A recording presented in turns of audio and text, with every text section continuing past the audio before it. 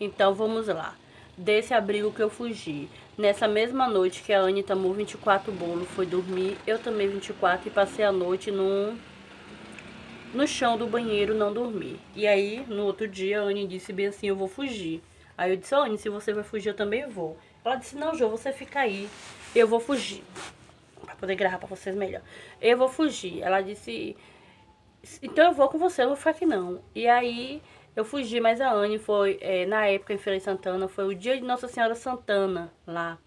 A gente fugiu justamente na hora que tava faltando fogos, que teve a procissão, a gente fugiu. E aí nesse último fugir, vamos pra onde?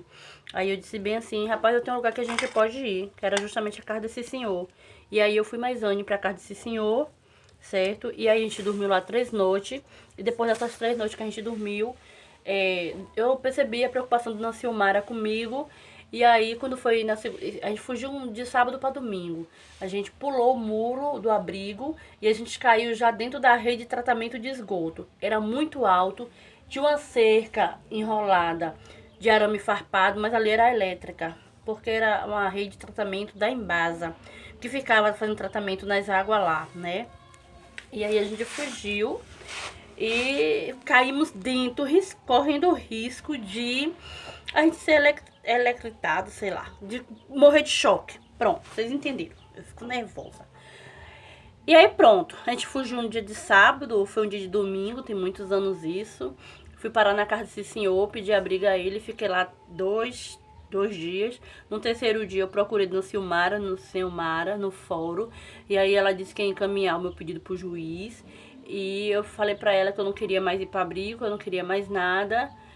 E ela disse que o juiz estava vendo a possibilidade de chegar num acordo. Voltei a morar com minha mãe novamente, voltei a passar tudo de novo.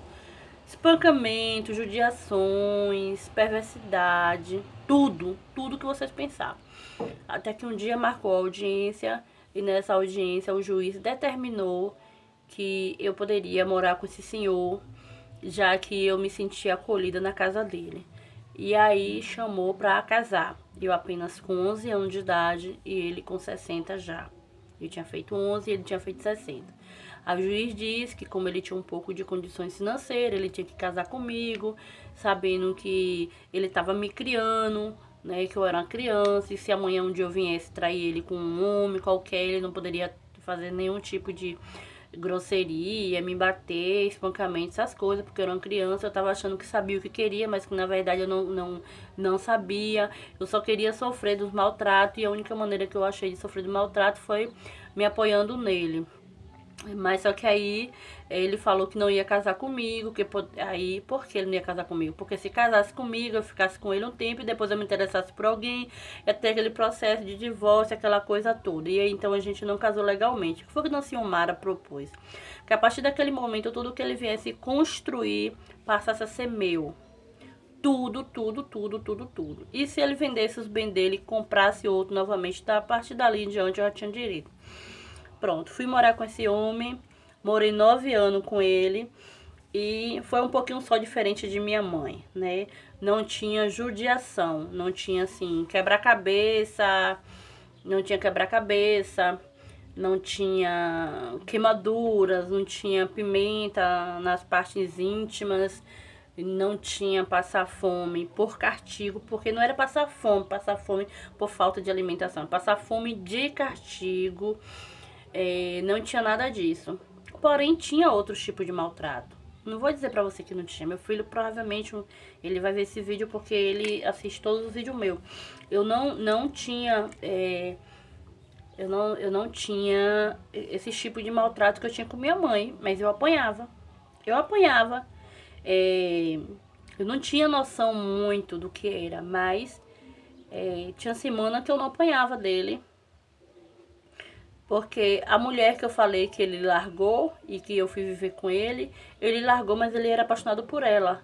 Então, ela ficou assim, que quando ela queria algo dele, ela ia pra lá pra casa, né? É como se ela tivesse direito. Ela ia pra lá pra casa, ela ficava lá. E quando ela chegava, eu apanhava. E até dela eu já apanhei, certo? Mas eu descontei depois. 10 anos depois eu descontei. Deu uma surra nela. Ai, eu apanhei muito dela. certo? E apanhava dele. Eu passava uma semana sem apanhar, na outra apanhava. Nunca tirou sangue, nunca me queimou, nunca quebrou minha cabeça, mas apanhava dele. Convivi com ele 9 anos, tive 2 filhos. E ele dizia que ninguém ia me querer com 2 filhos, que ninguém ia me querer com 2 filhos, que não sei o quê. E, Jô, você morou 9 anos com esse homem, por que você não se libertou logo? Você ficou logo de maior, porque eu tinha 11, com mais 9, 20. Por que eu não me separei dele? Porque aconteceram várias coisas que impediram de eu me separar dele e que eu ficava preocupada com o que as pessoas iam dizer. Tive 2 filhos dele, porque o terceiro faleceu, eu não sabia que estava grávida. E terminei tomando o remédio para a menstruação descer. Só que eu já estava grávida e eu achava que só era um atraso. Nunca tomei medicamento para a menstruação descer. Eu terminei abortando um menino, e que já estava até grande, né? E aí eu dizia, deixa meu filho crescer. E quando meu filho crescer, eu me separo dele. Mas crescer e eu poder trabalhar, certo? E aí eu me separei dele. Só que o que não fez eu me separar antes, sabe o que foi? Ele trabalhava num guincho.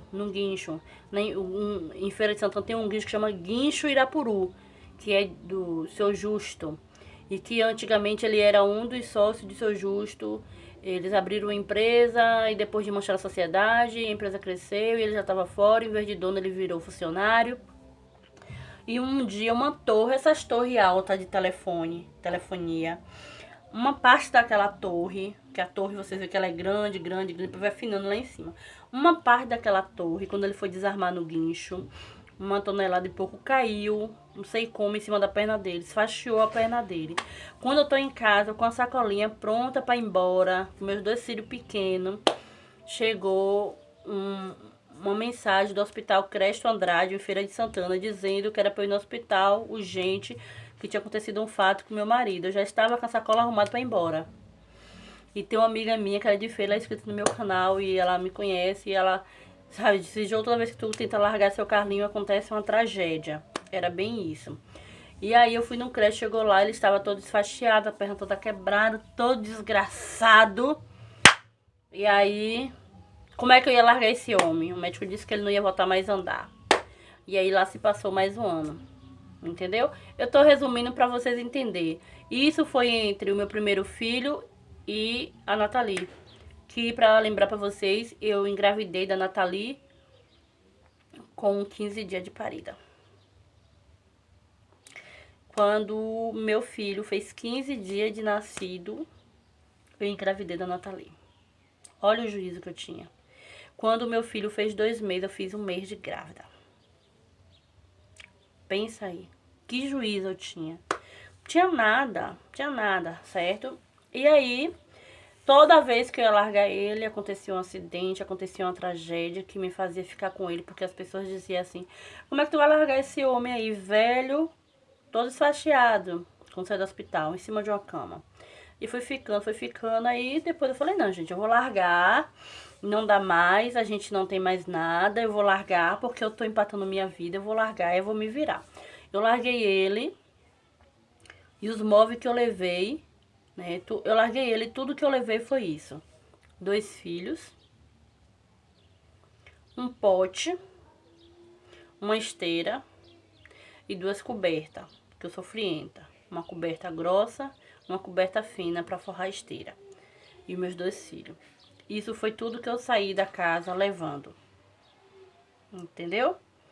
E aí, fui embora, foi quando tava construindo Feiraguá em Feira de Santana e fui morar numa vila de casa de aluguel, onde era um banheiro para todo mundo e daí por diante a minha vida foi essa. E eu larguei ele. Por que eu larguei ele? Porque depois de 9 anos não deu certo.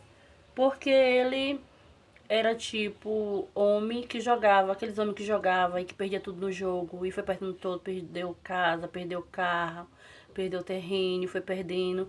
Pra vocês terem noção, até a feira que ele fazia no antigo Pai Mendonça, que é um supermercado que tinha em Feira de Santana, se ele fosse passar na mesa do jogo e tivesse com essas compras, ele jogava e apostava as compras. E aí ele chegava em casa 1, 2 da manhã, sem comida, sem nada.